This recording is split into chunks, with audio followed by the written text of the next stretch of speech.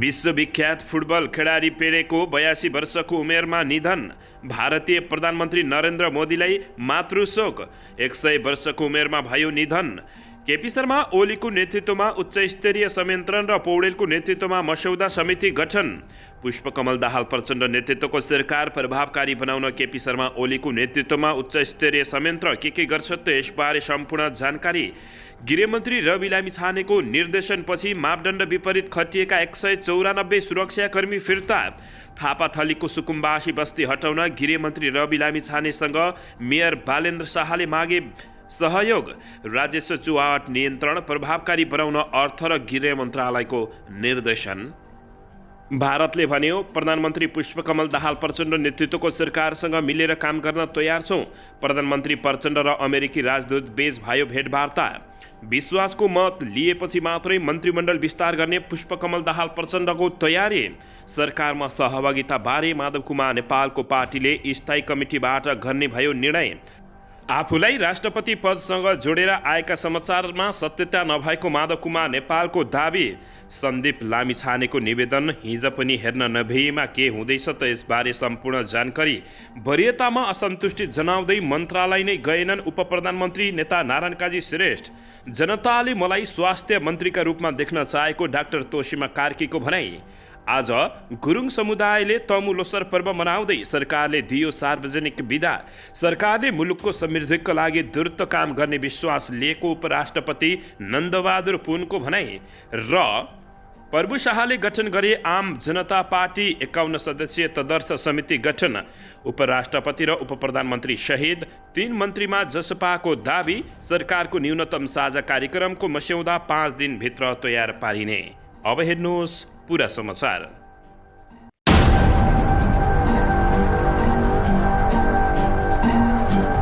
दर्शक महानुभावहरू नमस्कार। नेपाल न्युज टिभीको न्युज बुलेटिन खबरमा यहाँहरूलाई हार्दिक स्वागत छ। सदाझै आज पनि तपाईँहरूमा देश तथा विदेशका महत्त्वपूर्ण समाचार अपडेटका साथ उपस्थित भइसकेका छौँ। दर्शक महानुभावहरू, हामीलाई तपाईँहरूले कहाँदेखि हेर्दै हुनुहुन्छ नेपाल भए जिल्ला र ठाउँको नाम लेख्नुहोला। यदि विदेशमा हुनुहुन्छ भने आफू रहेको देश को नाम पनि लेख्न नभुल्नुहोला। र हाम्रो च्यानल नेपाली न्युज टिभीलाई अहिलेसम्म पनि सब्सक्राइब गर्नुभएको छैन भने सब्सक्राइब गर्नुहोला, साथै सँगै रहेको बेल आइकनलाई दबाउन पनि नभुल्नुहोला। दर्शकबिन, विश्वविख्यात फुटबल खेलाडी भनेर चिनिने पेलेको निधन भएको छ। लामो समयदेखि उपचाररत रहेका पेलेको 82 वर्षको उमेरमा गत राति निधन भएको अन्तर्राष्ट्रिय समाचार माध्यमहरूले जानकारी दिएका छन्। उनको मृत्यु भएको पुष्टि उनकी छोरी केली नेमिटेन्सले इन्स्टाग्राम मार्फत गरेकी हुन्। पेले पेटको क्यान्सरसँग लडिरहेका थिए। उनले केमोथेरापी उपचारमा पनि प्रतिक्रिया दिन बन्द गरेका थिए। पेलेलाई सबै समयका उत्कृष्ट फुटबल खेलाडीहरूमध्ये एक मानिन्छन् र 3 पटकको विश्वकप विजेता पनि उनी हुन्। छोरी केली नेमिटेन्सले इन्स्टाग्राममा लेखेकी छिन्, हामी जे छौँ त्यो तिम्रै कारणले हो। हामी तपाईँलाई धेरै माया गर्छौँ। आत्माले शान्ति पाओस् उनले बताएका छिन्। उनले आफ्नो देश ब्राजिलका लागि 3 पटक सन् 1958, 1962 र 1970 मा विश्वकप फुटबलको उपाधि जिताउन सफल भएका थिए।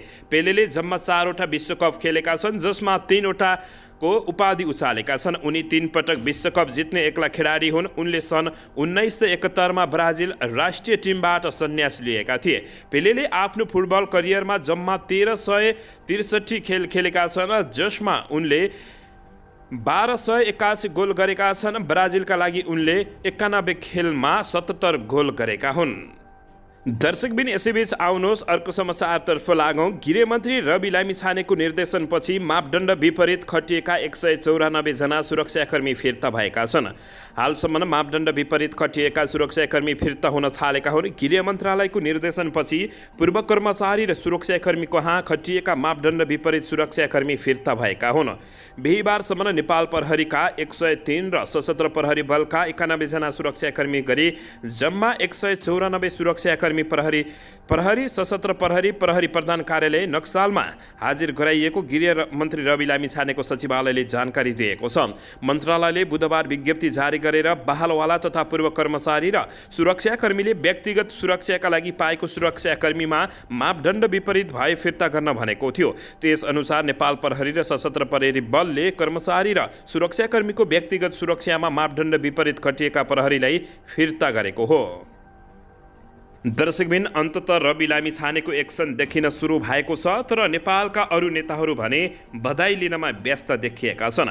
दर्शकबिन यसैबीच यता काठमाडौँ महानगरपालिकाले काठमाडौँ स्थित थापाथली बागमती नदी किनारामा रहेको सुकुम्बासी हटाउन गृह मन्त्रालयसँग आवश्यक सहयोग मागेको छ। बुधबार महानगरको तर्फबाट प्रमुख प्रशासकीय अधिकृत वसन्त अधिकारीले मन्त्रालयलाई पत्र पठाउँदै थापाथली स्थित बागमती किनारका अव्यवस्थित र अनाघृत संरचना हटाई त्यहाँको सौन्दर्यीकरणका लागि आवश्यक सहयोग माग गरिरहेको हो। पत्रमा भनिएको छ, बागमती किनारामा अव्यवस्थित तथा अनाघृत रूपमा रहेको संरचना हटाई सो क्षेत्रको संरक्षण एवं सौन्दर्यीकरण गर्ने कायद तत्काल अघि बढाउन सफल हुन सकेको अवस्था छैन। थापाथलीको संरचना हटाई सौन्दर्यीकरणको कार्य तत्काल सुरु गर्ने कार्यक्रम रहेकाले आवश्यक सहयोग एवं सामान्य कार्यका लागि सहयोग मागिएको छ। थापाथलीको सुकुम्बासी बस्ती हटाउन सम्बन्धित जिल्ला प्रशासन कार्यालय तथा सुरक्षा निकायलाई आवश्यक निर्देशन एवं सामान्य गर्न पनि महानगरपालिकाले पत्र मार्फत अनुरोध गरेको छ। बागमती क्षेत्रको सौन्दर्यीकरण बढाउनका लागि बागमती सभ्यता एकीकृत विकास परियोजना समेतबाट उक्त क्षेत्रको अनाघृत संरचना हटाउन अनुरोध गरिए पनि सफल हुन नसकेको पत्रमा उल्लेख गरिएको छ। यसअघि काठमाडौँ महानगरपालिकाले थापाथलीको सुकुम्बासी बस्ती हटाउन ध्रुज चलाएपछि दुई पक्षबीच तनाव उत्पन्न भएको थियो भने कैयौँ घाइते भएका थिए। तनावका बीच पनि महानगरपालिकाले बल जबरजस्ती अनाघृत संरचना भत्काउन खोज्दा त्यहाँका स्थानीयहरूले भाला खुकुरीसहित भौतिक आक्रमणमा उत्रिएका थिए। स्थानीय भौतिक आक्रमणमा उत्रिएपछि महानगरपालिका पछि हट्नु परेको बाध्यता रहेको थियो। स्थानीयले विरोध प्रदर्शन पछि महानगर चुपचाप रहेको थियो, तर गृह मन्त्रालयमा रवि लामिछानेको प्रवेशसँगै महानगरपालिकाका मेयर बालेन शाहले पत्र मार्फत नै थापाथलीको सुकुम्बासी बस्ती हटाउन आवश्यक सहयोग मागेका छन्। दर्शक महानुभावहरू, थापाथलीमा कुनै भने सुकुम्बासी नै छन् भन्ने ती बुझिएको छ, तर कुनै भने करोडौँका गाडी चढ्ने, करोडौँका घर बनाउने र 2-4 ठाउँ टन्ने जग्गा भएका मानिसहरू पनि हुकुमबासीको रूपले बसेको जानकारी प्राप्त भएको छ। दर्शकबिन यसैबीच आउनुहोस् अर्को समाचारतर्फ लागौँ। जनताले मलाई स्वास्थ्य मन्त्रीको रूपमा देख्न चाहेको डाक्टर तोसीमा कार्कीले अभिव्यक्ति दिएकी छिन्। दैनिक बिरामीको उपचारमा खटिने डाक्टर तोसीमा कार्कीको जिम्मेवारी अहिले फेरिएको छ। 2 महिना अघि शल्य चिकित्सकका रूपमा रहेकी डाक्टर तोसीमा कार्कीले अब आफ्नो परिचय प्रतिनिधि सभा सदस्य बनाएका छिन्। गत मङ्सिर 4 गते सम्पन्न निर्वाचनमा उनी राष्ट्रिय स्वतन्त्र पार्टीका तर्फबाट ललितपुर क्षेत्र नम्बर 3बाट विजयी भएकी हुन्। आफ्ना निकटतम प्रतिद्वन्दीलाई फराकिलो मतान्तरले हराउँदै उनी जनताबाट अनुमोदन भएकै हुन्। पेसाले चिकित्सक, उनको ध्यान सरकारमा रहेर स्वास्थ्य सेवा सुधार्नेतर्फ रहेको छ। त्यसैका लागि उनको पार्टी सरकारमा सहभागी भएको एउटा उदाहरण पनि रहेको छ। सरकारले पूर्णता पाउने तयारीमा रहेका बेला डाक्टर तोसीमा कार्कीले आफ्नो विज्ञता अनुसार पार्टीले आफूलाई सरकारमा सहभागी गराए स्वास्थ्य मन्त्रीका रूपमा काम गर्ने अपेक्षा राखेका छिन्। उनले आफू सरकारमा गए नेपाली जनतालाई सर्वसुलभ रूपमा गुणस्तरीय स्वास्थ्य सेवामा पुर्याउने समेत पहिलो काम नै रहेको उनले बताएका छिन्। कति मानिसले गरिबीका कारण स्वास्थ्य सेवा पाउन नसकेको उनी आफै देखेकी छिन्। ती गरिब र निमुखा पैसाको अभावले उपचार सेवाबाट वञ्चित हुन नपरोस् र सबै नेपालीले संविधानको व्यवस्था अनुसार आधारभूत स्वास्थ्य सेवा उपलब्ध गराउन उनी आफू लागि पर्ने बताएका छिन्। यसैबीच उस्तै उनको ध्यान अहिले कोरोना भाइरस नियन्त्रणमा पनि रहेको छ। छिमेकी मुलुक भारत र चीनमा BF7 नामक नयाँ भेरिएन्ट फैलिएको अवस्थामा पनि नेपालमा पनि नआउला भन्न सकिन। त्यसैले उक्त नयाँ भाइरसलाई कसरी नियन्त्रण गर्न सकिन्छ भनेर पनि उनले कार्ययोजना बनाइरहेको जानकारी प्राप्त भएको छ।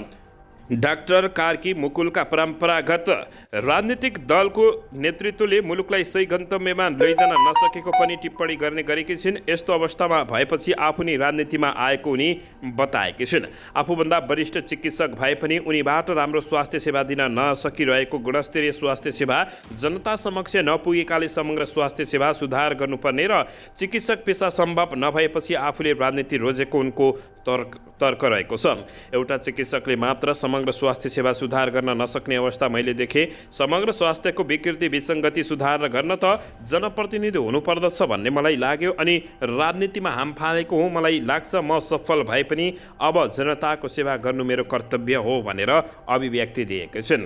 दर्शक महानुभावहरू, यसैबीच उनले अब जनताले मलाई स्वास्थ्य मन्त्रीका रूपमा देख्न चाहेका छन्, अब म स्वास्थ्य मन्त्री हुनु नै पर्छ भनेर अभिव्यक्ति दिएकै हुन्।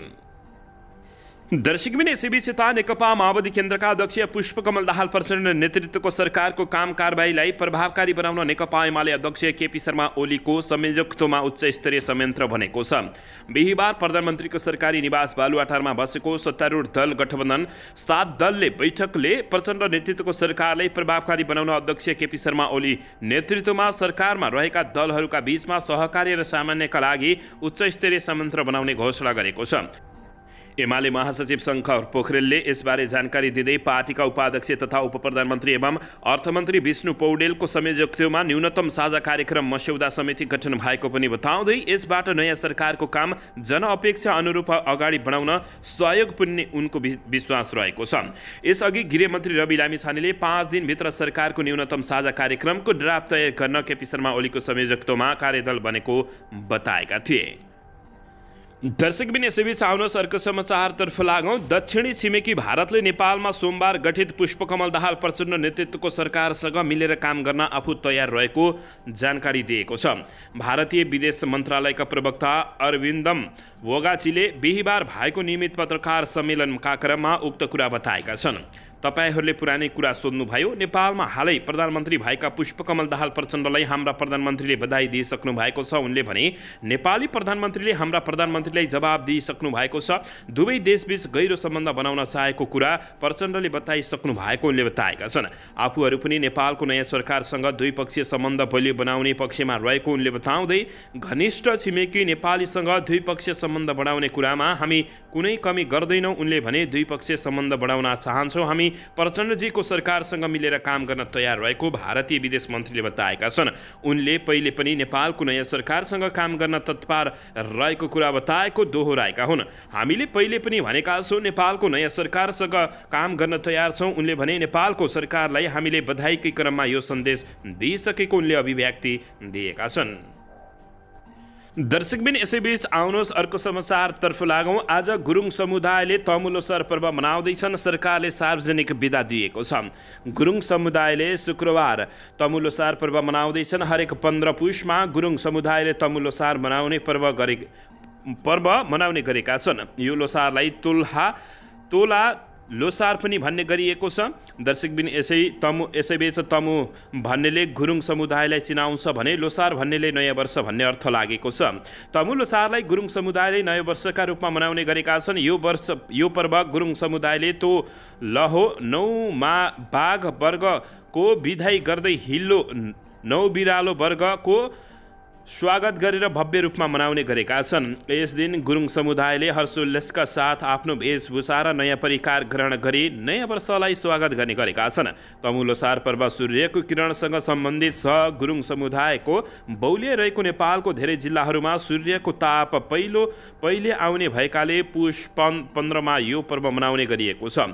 साथै नेपालमा गुरुङसँगै तामाङ शेर्पा लगायत अन्य हिमाली समुदायहरूले पनि लोसार पर्व मनाउने गरेका छन्। तर उनीहरूले मनाउने लोसारको नाम भने फरक रहेको छ। तामाङहरूले मनाउने लोसारको सोनाम लोसार भनिन्छ भने समुदायहरूले मनाउने लोसारलाई ग्वाल्भो लोसार भनिने गरिएको छ। सरकारले तमु लोसारको अवसरमा शुक्रबार सार्वजनिक बिदा समेत दिएको छ।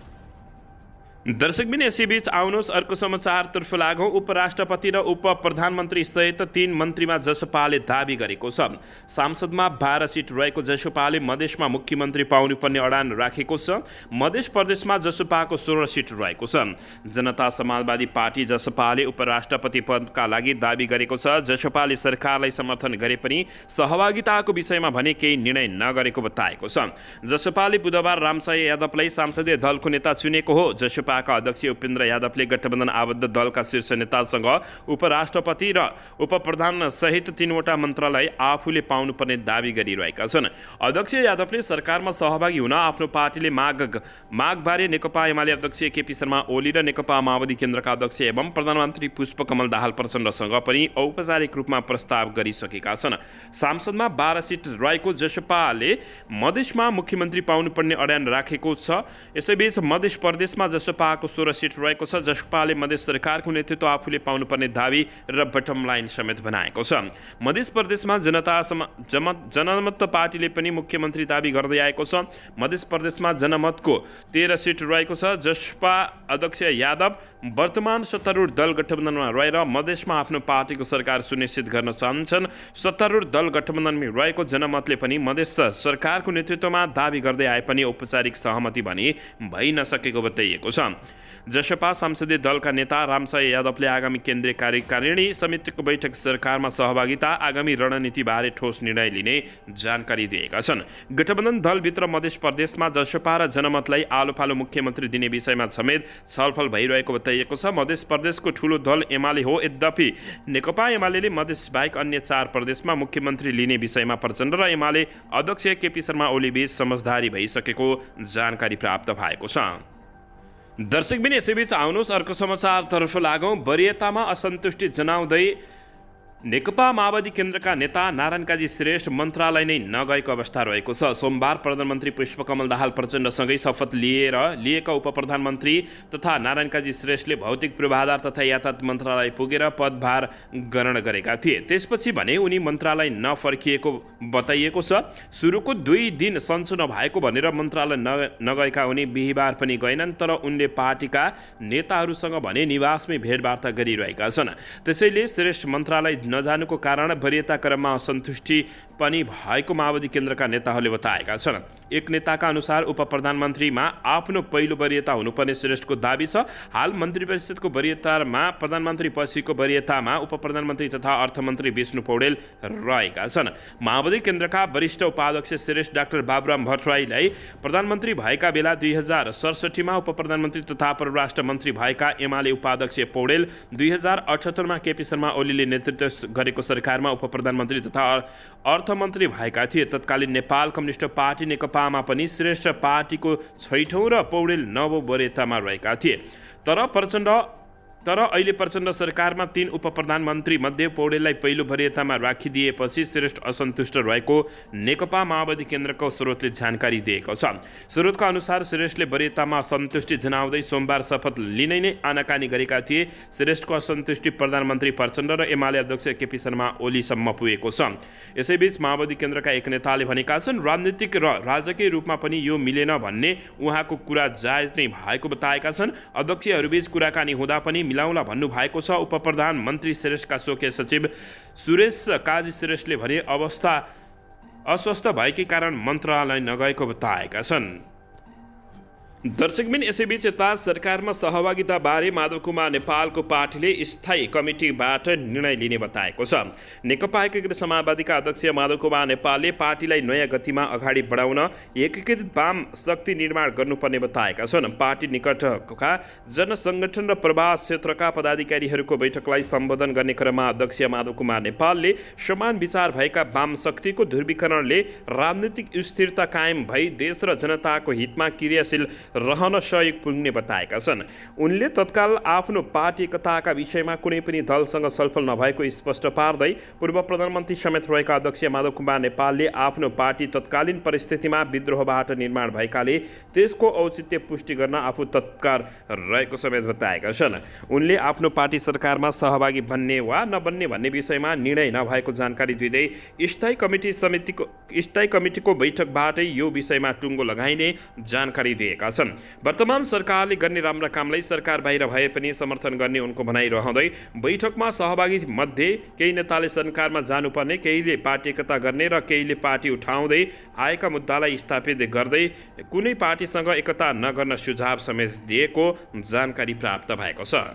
दर्शकबिन यसैबीच यता प्रधानमन्त्री पुष्पकमल दाहाल प्रचण्ड र नेपालका लागि अमेरिकी राजदूत डीन आर थमन्स बीच भेटवार्ता भएको छ।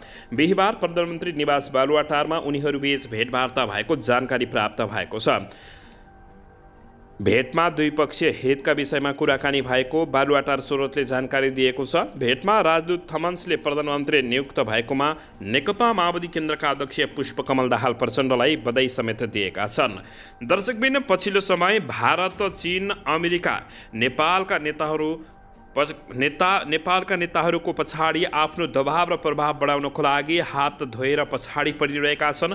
अझ अमेरिका, चीन, भारतले त दर्शक महानुभावहरू नेपालमा चुनाव अगाडिदेखि नै दबाव बढाउँदै आएका थिए, तर नेपालका नेताहरू यस्तै झुक्न बाध्य भएका छन्। नेपाली जनताहरू भने कदापि नझुक्ने भन्दै सामाजिक सञ्जालमा दर्शक महानुभावहरू नेताको चर्को आलोचना समेत हुने गरिरहेको छ। दर्शकबिन, यसको बारेमा के भन्नुहुन्छ? अझ भारतीय मिडियाले त नेपालका प्रधानमन्त्री चीनतर्फ ढल्किन्छन् भन्दै रुवाबासी गरिरहेका छन्। यसको बारेमा पनि तपाईँहरूले के भन्न चाहनुहुन्छ? प्रतिक्रिया दिन नभुल्नुहोला। उता गृहमन्त्री रवि लामिछानेले लिएको एक्सन बाट रिजल्ट निस्किन सुरु भएको छ, तर नेकपा माओवादी केन्द्रका नेता नारायण काजी श्रेष्ठले आफ्नो वरियता पुगेन, आफू निकै ठुलो पोस्टमा जानुपर्ने भन्दै असन्तुष्टि जनाउँदै मन्त्रालय नै नगएको अवस्था छ। देशको समय बर्बाद पारिदिएका छन्।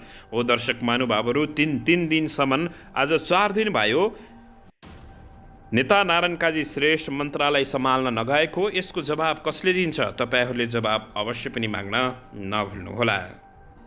दर्शकबिन, यसैबीच आउनुहोस् अर्को समाचारतर्फ लागौँ। भारतीय प्रधानमन्त्री नरेन्द्र मोदीलाई मातृशोक लागेको छ। यो सँगै भारतमा निकै ठुलो रुवाबासी चलेको छ। भारतीय प्रधानमन्त्री नरेन्द्र मोदीका आमा हिराबेन मोदीको 100 वर्षको उमेरमा निधन भएको छ। प्रधानमन्त्री नरेन्द्र मोदीले आमाको निधनप्रति गहिरो शोक व्यक्त गर्दै ट्विटर मार्फत श्रद्धाञ्जली अर्पण गरेका छन्। स्वास्थ्य अवस्थामा समस्या आएपछि गत बुधबार उनलाई उपचारका लागि अस्पताल भर्ना गरिएको थियो। स्वास्थ्य जटिलताका कारण आज शुक्रबार उनको निधन भएको अस्पतालले जानकारी दिएको छ। दर्शक महानुभावहरू, आमाको उपचारका लागि प्रधानमन्त्री नरेन्द्र मोदी गुजरातको अहमदाबाद स्थित अस्पतालमा पुगेका थिए। सो अवसरमा उनले आमाको स्वास्थ्य लाभको कामना गरेका थिए। गत जुनमा प्रधानमन्त्री नरेन्द्र मोदीले आमाको 100 वर्षको जन्मोत्सव मनाएका थिए। हिराबेन मोदीको निधनप्रति भारतीय राजनीतिक दलका नेताहरूले श्रद्धाञ्जली व्यक्त गरिरहेका छन्। दर्शक महानुभावहरू, भारत यति बेला स्तब्ध बनेको छ। मृत आत्माप्रति हामीहरूको पनि श्रद्धाञ्जली रहेको छ।